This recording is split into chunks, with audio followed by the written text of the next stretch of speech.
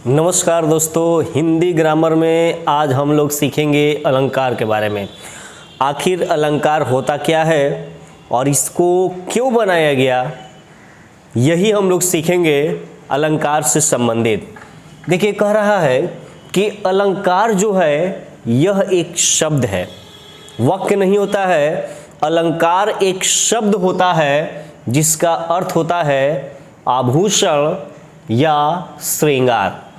तो यहाँ हम लोगों ने सीखा कि अलंकार शब्द होता है जिसका अर्थ होता है आभूषण या श्रृंगार। यह जो है दो शब्दों से मिलकर बना हुआ है, यह दो शब्दों से मिलकर बना हुआ है, अलम और कार। अलम और कार का क्या अर्थ है यह भी हम लोग यहाँ पर समझ लेते हैं। अलम कहने का अर्थ होता है शोभा या आभूषण, और कार कहने का अर्थ होता है करने वाला या बढ़ाने वाला।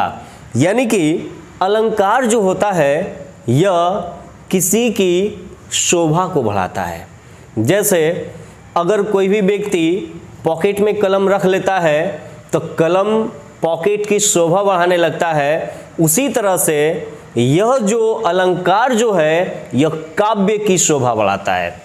जैसे अगर हम कविता लिखते हैं, दोहा लिखते हैं, चौपाई लिखते हैं, तो लिखते समय वहाँ पर इस चीज़ का हम लोग प्रयोग करते हैं अलंकार का।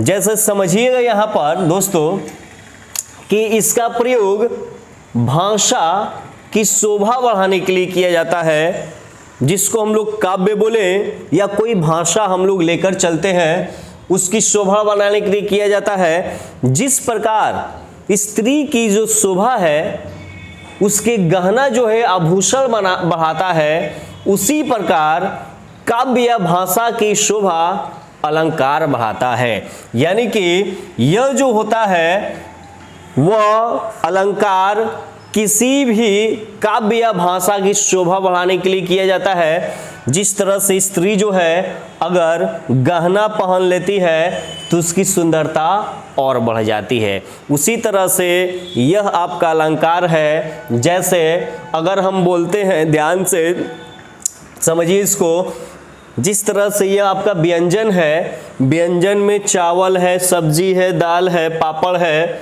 यह सारा चीज़ है। लेकिन इस व्यंजन की शोभा बढ़ाने के लिए अगर हम लोग यह पापड़ रख लेते हैं, सलाद रख लेते हैं, चटनी रख लेते हैं, तो क्या करता है कि यह व्यंजन की और भी शोभा बढ़ा देता है। तो उसी प्रकार अलंकार होता है काव्य यानी कि भाषा की शोभा बढ़ाने के लिए।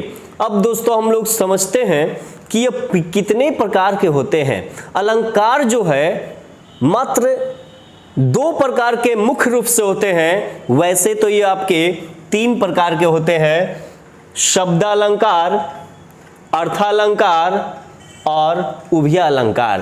तो दोस्तों यहाँ पर जो शब्दालंकार है, अर्थालंकार है, उभयालंकार है, उभय अलंकार जो है यह लगभग नहीं आता है आपके एग्जाम में। बस दो ही हम लोगों को पढ़ना है, शब्दालंकार और अर्थालंकार। तो इसके बारे में हम लोग डिटेल्स में अगले वीडियो में सीखेंगे। अभी हम लोगों ने अलंकार का परिभाषा को सीखा और उसके भेद को सीखा। मिलते हैं दोस्तों अगले वीडियो में, तब तक के लिए धन्यवाद।